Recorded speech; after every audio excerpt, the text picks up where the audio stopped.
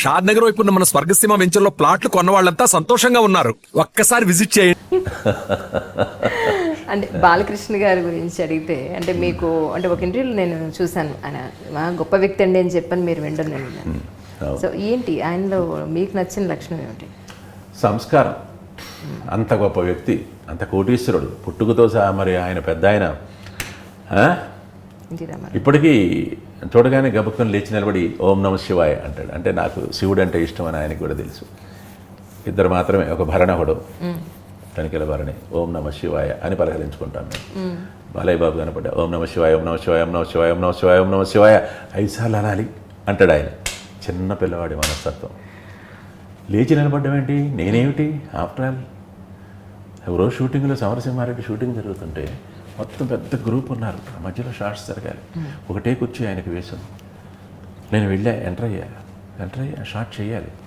గబక్కుని లేచాడు, కూర్చోండి గురుగారు, కూర్చోండి గురుగారు అంటాడు ఆయన. నన్ను కూర్చోండి, లేదు బాబు మీరు కూర్చోండి అంటాడు. నాకు యాక్షన్ సీన్స్ అసలు కూర్చోలేను నేను, నుంచుంటే కానీ నాకు హుషారు రాదు. కూర్చోండి అంటే ఏదో ఒకటి చెప్పి నన్ను బలవంతంగా కూర్చోబెట్టాడు. నేననే కాదు, ఎవరైనా సరే అంత మర్యాద, అంత మన్నన ఇస్తాడు. It's great. చాలా ఆ సంస్కారం అన్నమాట ఆయనలో గొప్ప. అంత పెద్ద కుటుంబంలో పుట్టాను, అంత పెద్ద హీరోని, అంత ధనవంతుడిని, ఏ కోశాన లేవు ఆయన. భోళా మనిషి. వడవడ చెప్పేస్తాడు అనమాట. అదని ఇదని నేను చిన్నప్పుడు ఇలా చేశాను, చిన్నప్పుడు అలా చేశాను అన్నీ చెప్పేస్తుంటాడు. ఇంకా ఏంటంటే ఆయనకి ఒక హ్యూమన్ కంప్యూటర్ ఆయన. వాళ్ళ నాన్నగారు చేసిన సినిమాల్లో ఉన్న పాత్రలు, సంభాషణలు అన్నీ అప్పచెప్పేస్తాడు ఆయన అవలేగా. చాలా పెద్ద డైలాగ్స్ అని చెప్పేస్తాడు. ఎంత టాలెంట్ అసలు అది. అన్నీ ఏ సినిమా అయినా ఏది పట్టుకున్నా కానీ అవన్నీ చెప్పేస్తుంటాడు. టప్ప టప్ప టప్ప టప్ప చెప్పేస్తాడు. గుర్తుండవు మనకి అసలు. అట్లాగే ఏదో ఇంకా నేర్చుకోవాలనే తాపత్రయం ఒకటి. ఆ మంత్రాలని కానీ అవి కానీ ఇవి కానీ ఏదో ఒకటి అది నేర్చుకోవాలి అప్పు చెప్పాలి, చెప్పాలి. ఓకే కరెక్టేనా మళ్ళీ మనల్ని అడుగుతుంటాడు. చాలా ఇష్టం, నేనంటే చాలా ఇష్టం. అది నాకు అదృష్టం. అది మీరు తిట్టుకోనంటే ఇంకొకటి అడుగుతాను, మీరు వద్దంటే తీసిద్దాం, లేకపోతే వద్దు. అలా చూడకండి కోపంగా, ముందే భయపడతారు జనం. మరి తిట్టకండి అంటే తిట్టుకునే క్వశ్చన్ అంటే క్వశ్చన్ అంటే అడగలేదంటారు మళ్ళీ తర్వాత జనాలు. నేనేమన్నా అన్నది కదా. జయప్రకాష్ రెడ్డి గారు, జేపీ గారు ఆయన మూవీ షూట్కి వచ్చినప్పుడు ఎవరినో ఒకరిని తీసుకొచ్చి వీళ్ళకి వేషం ఇవ్వయ్యా అని చెప్పని మరి వాళ్ళకు ఒక ఉపాధి కల్పిస్తారు. ఆయనతో పాటు ఎవరో ఒకరిని తీసుకొస్తారు అని చెప్పని అనే టాక్ ఉంది. ఏంటి సార్, నాకు నిజంగా ఫిల్మ్ ఇండస్ట్రీ పెద్దగా పరిచయం లేదు, బట్ ఏంటంటే చెప్తూ ఉంటారు అలా అందరూ. సో ఏంటి అసలు అందులో ఉండే వెనకాల? నాకు టీచర్గా పనిచేసినప్పటి నుంచి మనిషిలో ఉండే ఒక కష్టము, నష్టము, ఆపదలో ఏదైనా వాళ్ళని ఆదుకోవాలనుకోవడం, ఏదో మనకు చేతనైనంత దృఢమవ్వడము, కాస్త కూస్తో ఏదన్నా వాళ్ళకి సహాయం చేద్దాం అనుకోవడం అనే గుణం ఒకటి మరి అలా ఉంది.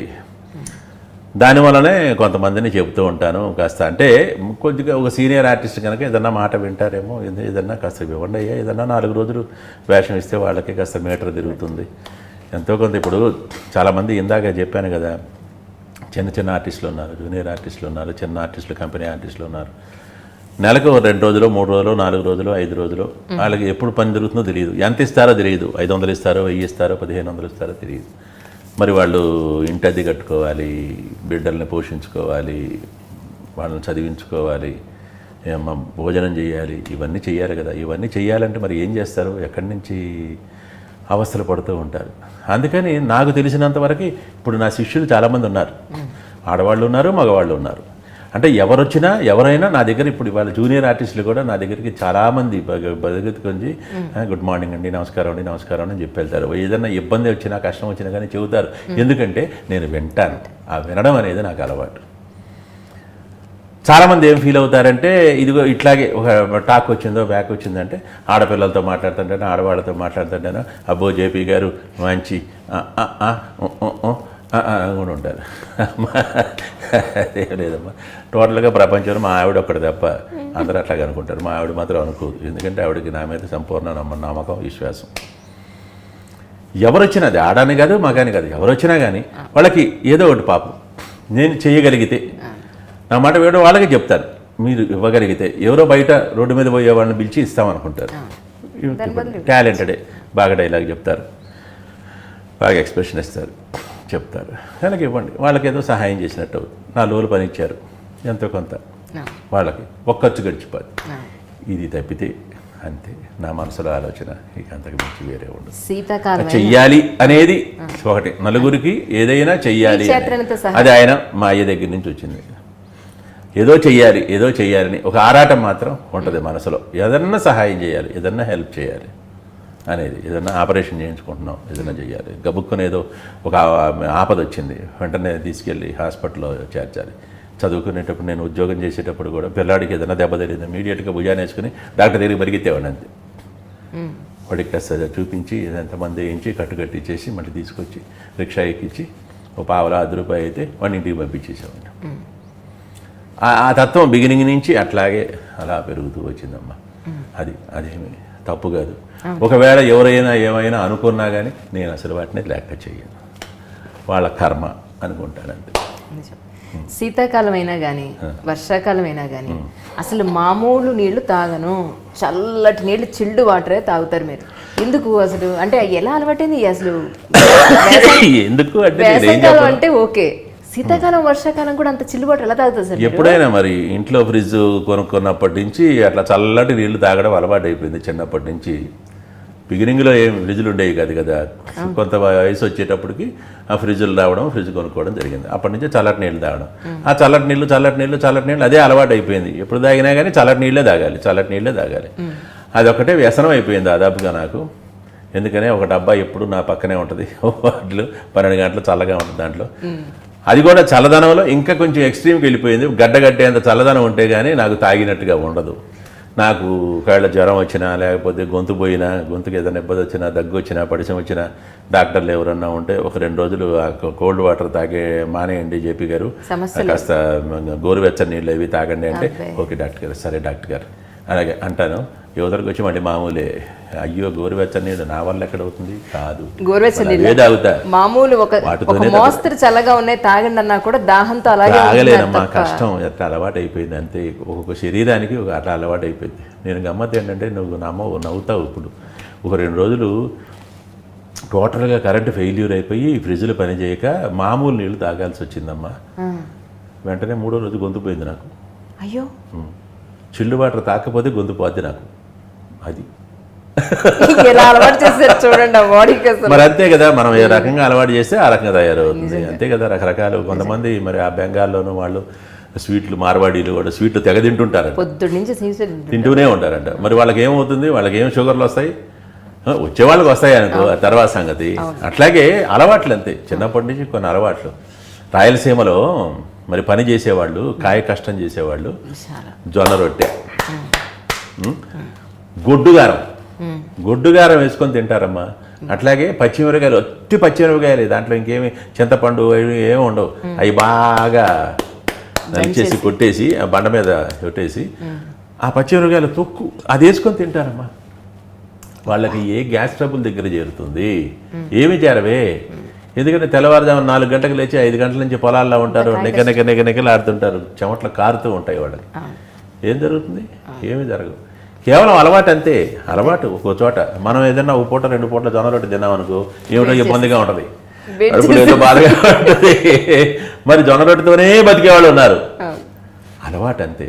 అట్లాగే ఆ చిల్డ్ వాటర్ లేకపోతే నాకు నడవదు అంతే. నాన్నగారిని చూశారు, నాన్నగారిదే మంచితనం, మంచి అలవాట్లు కొన్ని మీరు అలవర్చుకున్నారు. ఉండి లేక అలవాటై కావాలని అలవర్చుకోవడం కాదు, అలవాటైంది, పని మీ బ్లడ్లోనే ఉందనుకుందాం. అలాగే మీకు వచ్చి రాని జీతంతో ఆర్థికంగా ఎన్నో ఇబ్బందులు పడ్డారు. అలాగే ఈ రోజున అవన్నీ తీర్చేసుకుని, ఎవరికి రుణం లేకుండా చేసేసుకుని ఒక కంఫర్టబుల్ లైఫ్ని చూస్తున్నారు. మీ 70 సంవత్సరాల్లో ఈ లైఫ్ ఏమనిపిస్తుంది, ఇంకా ఏం కావాలనిపిస్తుంది మీకు? ఇంకేమీ కావాలనిపించట్లేదు. ఎంత సింపుల్గా కావాలనిపించట్లేదు ఎంత చెప్పినా కానీ.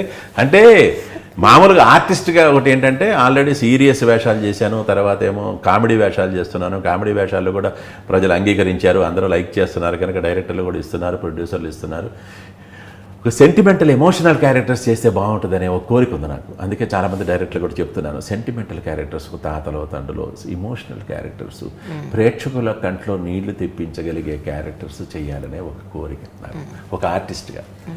అట్లాగే ఇంకా మామూలుగా మనిషిగా ఏమిటంటే, ఇంకా నేను ఎంతో కొంత ఎవరికో కాస్త ఇంకా నా బిడ్డలకి ఏదో నేను చేయాలి, ఎవరికి చేయాలనే లేదు. ఎవరికైనా కాస్త కోస్తో హెల్ప్ చేయగలనా, ఎంతైనా సహాయం చేయగలనా, ఆ సహాయం చేయడానికి నాకు కాస్త శక్తి తండ్రి అని నా పరమేశ్వరుని ఎప్పుడు ప్రార్థిస్తూనే ఉంటాను. ఆ తర్వాత ఫైనల్గా ఆల్రెడీ మన శాస్త్ర ప్రకారం, మన సాంప్రదాయం ప్రకారం రాసేసే పెట్టి ఉంటాడు, బ్రహ్మ రాసేసే, లిఖితం రాసేసే ఉంటాడు. పలానాప్పుడు పలానా టైంలో పలానాప్పుడు వెళ్ళిపోతాడు. ఆ వెళ్ళిపోవడం అనేది కూడా రాత్రి పడుకున్న తర్వాత తెల్లవారు లేచేటప్పటికి అరే పోయాడే అనుకునేటట్లుగా అనుగ్రహించు స్వామి అని కూడా ఆయనకి దండం పెట్టుకుంటాను. అంటే ఎవరిని ఇబ్బంది పెట్టకుండా, ఎవరిని కష్టపెట్టకుండా, మంచం మీద పడుకొని నలుగురికి వాళ్ళ చేత సేవలు చేయించుకోవడం, వాళ్ళని ఇబ్బంది పెట్టడమే అవుతుంది కదా. వాళ్ళు నిజంగానే ఇష్టంగానే చేయొచ్చు, కానీ ఇబ్బంది పెట్టకూడదు అనేది నా ఉద్దేశం అన్నమాట. బెనర్జీ గారు నా వల్ల ఎవరికో ఒకళ్ళకి కాస్త కోస్తో సహాయం జరుగుతూనే ఉండాలి నాకు శక్తి ఉన్నంత వరకు. అలాగే నేను ఎవరికీ ఇబ్బంది పెట్టకూడదు, ఎలా వచ్చానో అలాగే అనేది బెనర్జీ గారు ఫాదరు. అలాగే రాత్రి పడుకుని పొద్దున తలుపు కొట్టేటప్పటికి అసలు తీయడానికి కూడా చాలా మంచి ఆర్టిస్ట్ ఆయన, రాఘవయ్య గారు. ఆయన అలాగే పోయారు పాపం. ఆయన మాకు పూసల గారికి బాగా మంచి స్నేహితుడు ఆయన. వస్తుండేవాళ్ళు, అంత వయసు ఉన్నా కానీ మంచి ఎనర్జెటిక్గా, ఒక పన్ను చాలా ఉత్సాహంగా బాగా ఉండేవారు ఆయన.